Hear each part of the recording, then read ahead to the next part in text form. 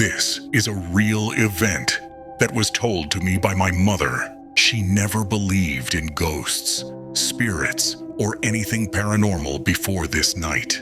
What happened to her took place nearly 20 years ago in my grandparents' house, and to this day, she swears it was not a dream. I need to say this first, because it still messes with my head even now. This happened to me, and I have lived with headaches my entire life. The kind that blur the edges of reality. The kind that make people doubt you when you swear you saw something impossible.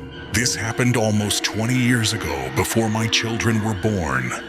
Back when my husband and I were still young and staying at his parents' house in the middle of a Canadian winter. That week, the house was full. A close family friend had passed away suddenly, and relatives kept coming and going, whispering in corners, drinking coffee that had gone cold, sharing stories that always ended in silence. I didn't know the man very well, so while everyone else stayed up late talking, my head began to throb the way it always did when I was tired and overwhelmed. By midnight, I couldn't take it anymore. I told my husband I was going to lie down. The guest room was small, cold despite the heater, and smelled faintly of old blankets and laundry soap. I curled up on the bed beside my husband, facing the edge. I've always slept close to the side, too close. If I shift even a little, I fall. That night, my head was pounding so badly that sleep hit me fast and heavy, like being pulled underwater. Then something woke me. It wasn't a sound. It was a feeling, a subtle shift in the mattress, a dip, as if someone had sat down on the edge of the bed behind me. I kept my eyes shut, my heart starting to knock against my ribs. It must be my husband, I thought. He must have gotten up and come back to bed. I waited for him to lie down, to wrap his arm around me, but nothing happened. The weight just stayed there, a heavy, solid presence at my back. The silence in the room stretched, thick and suffocating. My breathing was shallow, trapped in my throat. Slowly, so slowly, I turned my head just enough to peek. My husband was still beside me, fast asleep.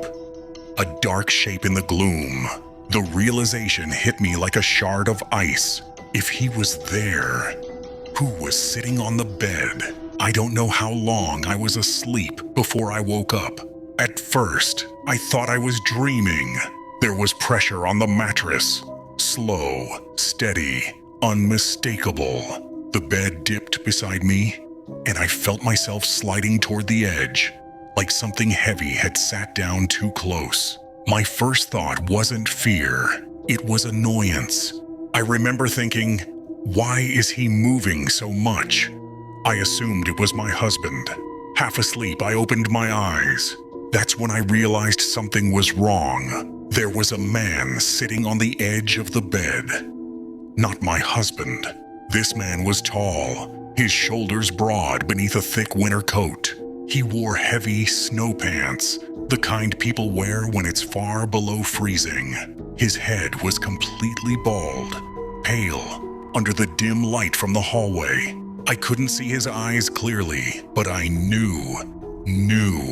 He was staring past me, at my husband. The strangest part wasn't how he looked.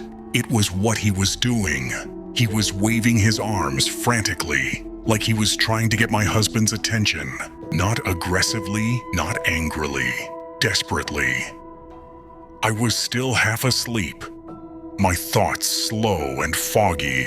For a few seconds, my brain tried to make sense of it. Is this a friend? Did someone come into the room by mistake? My headache pulsed harder. I turned my head toward my husband and shook his shoulder. "Wake up," I whispered. "There's someone here." He didn't move. I looked back at the edge of the bed. The man was gone. No sound, no footsteps, no door opening or closing. Just gone. The mattress slowly rose back to its normal shape. the pressure lifting as if nothing had ever been there. I sat up, heart pounding now, wide awake. The room felt colder than before, too quiet. I turned on the lamp. Nothing. The door was still closed. The hallway outside was empty.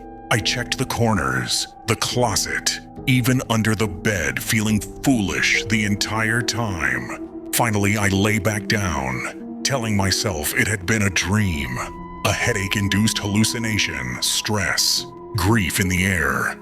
That's what I told myself until morning. At breakfast, the house buzzed again with quiet conversations about the man who had died. I avoided the topic. My head still hurt, and the memory of the night clung to me like a bad smell. There was only one person I felt comfortable telling, my sister-in-law.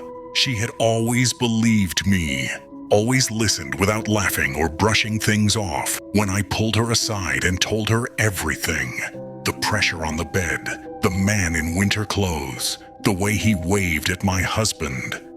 Her face changed. All the color drained from it. "Wait here," she said. She didn't walk away. She ran. I remember standing there, my stomach tight, watching her disappear down the hallway. Something inside me already knew. I didn't want to, but I did. She came back holding an old photograph. Her hands were shaking. "Is this him?" she asked quietly. I barely glanced at the photo before my breath caught in my throat. It was him. The same bald head. The same face. The same man who had been sitting on the edge of my bed only hours earlier. "That's the friend who died," she whispered. "The one everyone was talking about last night." The room felt like it tilted. I remember sitting down because my legs suddenly didn't work. My heart was racing. My head pounding so hard I thought I might pass out. "He was buried in those clothes," she added after a moment. "That coat, those snow pants." I didn't speak. I couldn't. To this day, I don't know why he appeared to me. I didn't know him. I had no connection to him. I wasn't close to death. I wasn't dreaming. I know the difference. Sometimes I wonder if he was trying to say goodbye. Sometimes I wonder if he was trying to warn us. And sometimes, late at night, when the house is quiet and I feel the mattress shift just slightly, I remember the weight on the bed, and I pray I never open my eyes to see who's sitting there again.